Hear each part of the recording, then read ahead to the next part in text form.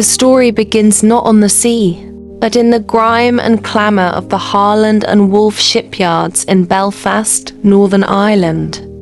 The year is 1909. Against the backdrop of the booming Industrial Revolution, a grand vision, the largest mobile structure ever conceived by man, was slowly ascending from its keel. It was a project defined by scale and ambition.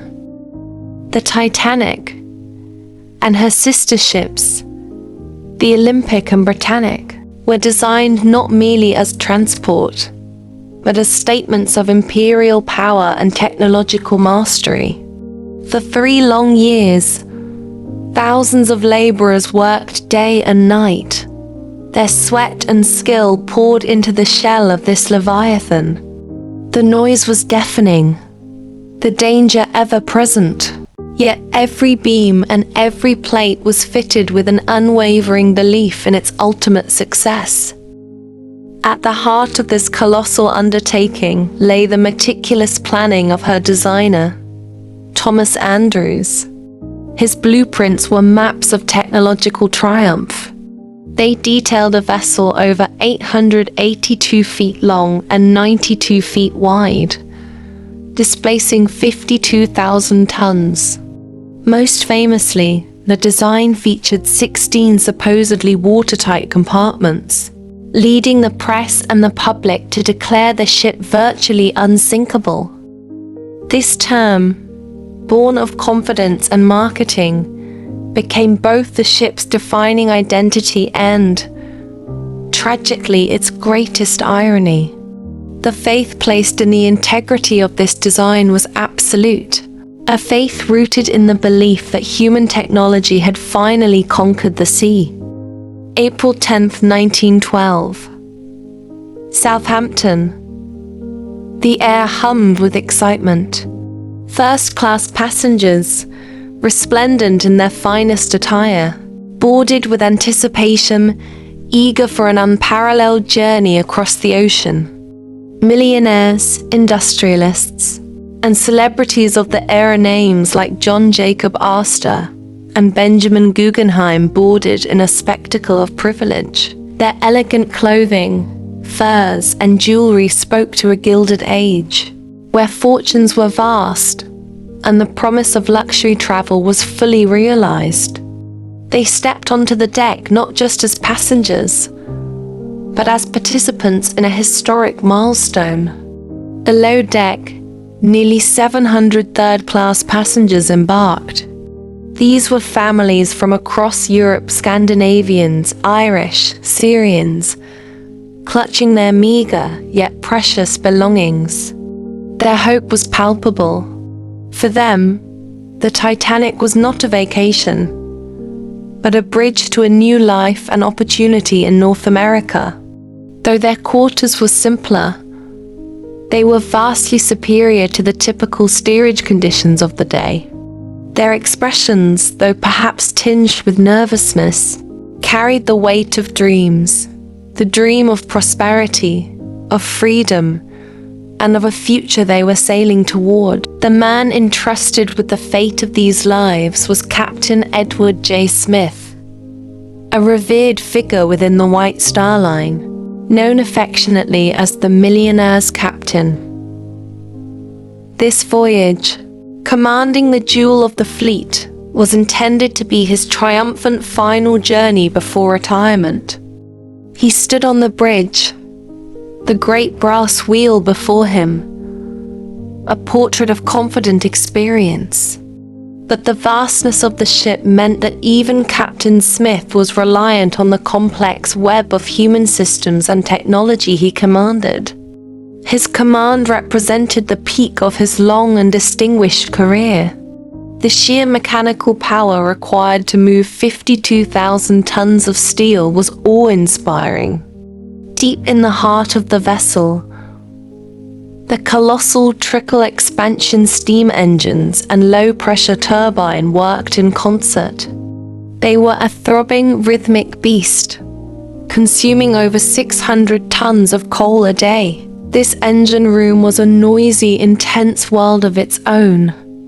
a relentless, fiery furnace driving the great ship forward at a formidable speed, a testament to the might of coal and steam. At noon, precisely, the lines were cast off. With a deep, resonant blast of its horns, the Titanic slipped away from the quay. The sheer scale of the ship generated powerful suction, nearly causing a collision with the nearby liner New York. This near miss was a momentary disruption, quickly dismissed, but perhaps a forgotten first warning. As she steamed out of the harbor, a majestic vision framed by cheering crowds, the Titanic began her maiden voyage, a journey that would forever change history. Evenings were a social whirl. The first-class dining saloon, larger than any restaurant on land, was the center of this floating society. Beneath glittering chandeliers and ornate carved ceilings, passengers enjoyed 13-course meals, served by dozens of stewards. The sound of clinking crystal and sophisticated conversation filled the air, reflecting a carefree era of extreme wealth. The sense of isolation at sea was completely forgotten amidst the continuous luxury. By day, life on the promenade decks was equally elegant. Ladies in wide-brimmed hats and gentlemen in fine tweeds strolled, enjoying the clean Atlantic air. The ship was a self-contained world, offering everything from squash courts to Turkish baths. The atmosphere was one of leisurely contentment. No thought of danger could penetrate the thick veneer of comfort and security this magnificent vessel provided. The legendary grand staircase was more than a means of passage. It was a symbol of the ship's splendor. Crafted from polished oak, bronze cherubs, and crowned by a glass dome, it was a work of Edwardian art. It stood as a magnificent architectural centerpiece, the hub where the most privileged passengers met, ascended and descended, a glorious focal point now preserved forever in legend. Down on the lower decks, the atmosphere was warmer and more communal. Though the cabins were simple and often crowded, there was a shared sense of purpose among the emigrants. Children played together, and neighbors shared stories and dreams of the new world. These rooms held the collective hope of families who had pooled every last coin for this passage. The sound here was not of violins, but of Gaelic chatter, hopeful whispers, and the rhythmic thrum of the great ship's machinery. The innocence of the children on board was perhaps the most beautiful yet tragic element of the voyage. Unburdened by the worries of class or the technical faith in steel, they simply enjoyed the vast new playground of the ship. Their presence underscored the profound human cost that would soon be paid. For the majority of the voyage, the journey was perfect. The ocean was unnaturally calm, described by some as like glass. The sky was clear, the weather crisp. This lack of wind and waves, ironically, contributed to the danger, as it eliminated any surf or spray that might have made an approaching iceberg visible sooner. The smooth, fast sailing gave an overwhelming sense of invincibility. The relentless speed was maintained by the tireless men in the boiler rooms. In the suffocating heat, amidst coal dust and steam, stokers and firemen shoveled coal into the hungry furnaces. Their job was brutal, essential, and thankless. They were the anonymous workforce ensuring the Titanic lived up to her reputation as the fastest and most punctual vessel on the Atlantic. The Marconi Room was the ship's communication lifeline. Operators Jack Phillips and Harold Bride worked continuously, sending out hundreds of personal messages for wealthy passengers. The air buzzed with electric energy and the rapid, rhythmic clicks of Morse code. They were, in essence, the ship's ear to the world, but their immediate duties often prioritized passenger requests over less urgent navigational alerts. On the night of Sunday, April 14th, the social life peaked. The ballroom was alive with music and motion. The high society of two continents mingled and danced, the gentle vibrations of the engine barely noticeable beneath their feet. The air was warm, insulated, and filled with a sense of security that, by this hour, was already illusory. As the final hours of the evening waned, the last passengers retired to their beds. The lavish cabins provided a deep sense of peace and privacy. Windows were dark, curtains drawn, insulating the occupants from the intense cold and the gathering peril outside. Even in the final moments of the peaceful crossing, the routine continued. Deckhands might have been seen preparing for the next morning, polishing the ship's numerous brass fixtures. This mundane sense of order provided a final, quiet camouflage for the imminent disaster. Along the third-class corridors, children finished their play.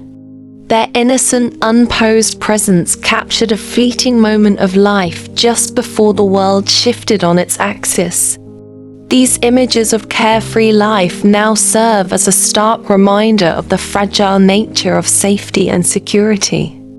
Around 9:30 p.m., the atmosphere in the wireless room changed. The operators began receiving a series of increasingly specific ice warnings from other ships, including the Mesaba and the Californium.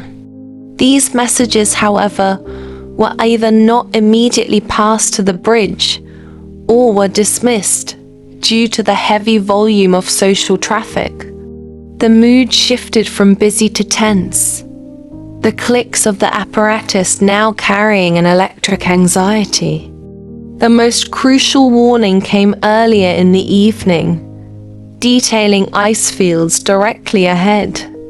This message was placed on the captain's table, near the candlelight, but was seemingly forgotten or ignored amidst the ship's social engagements.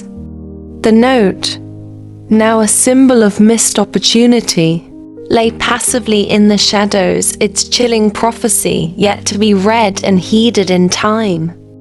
High above the ship, the lookouts Fleet and Lee endured the extreme cold.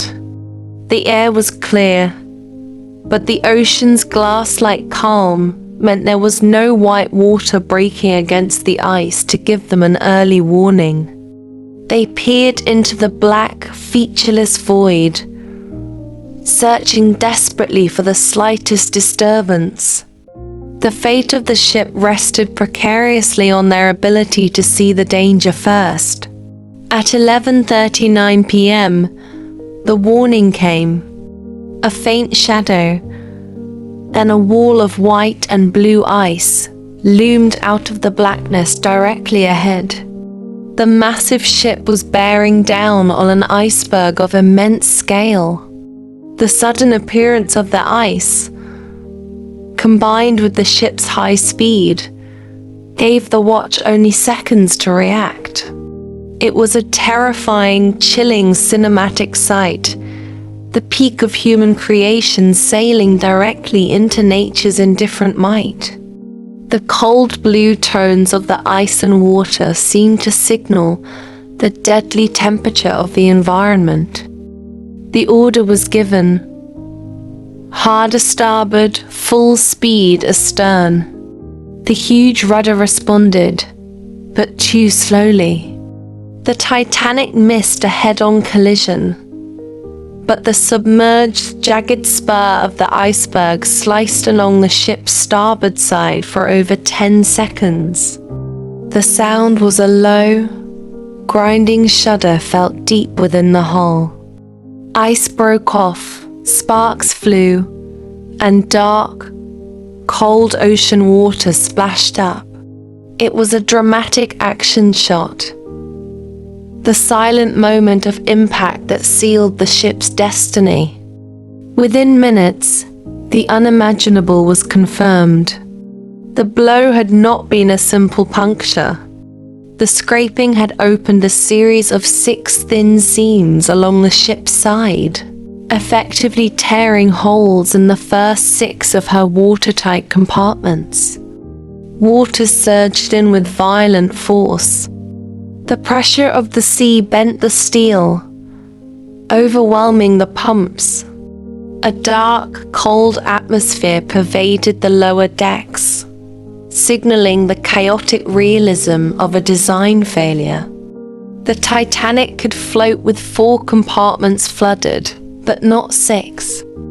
Engineers and crew members rushed into the boiler rooms, their flashlights cutting through clouds of steam and the swirling, rising water. They were confronted with a dire scene. Torrents of freezing water cascading over the massive furnaces.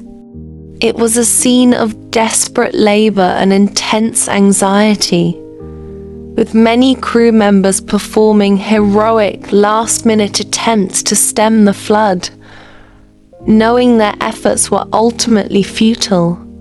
The urgency was captured in a grim, documentary-like reality.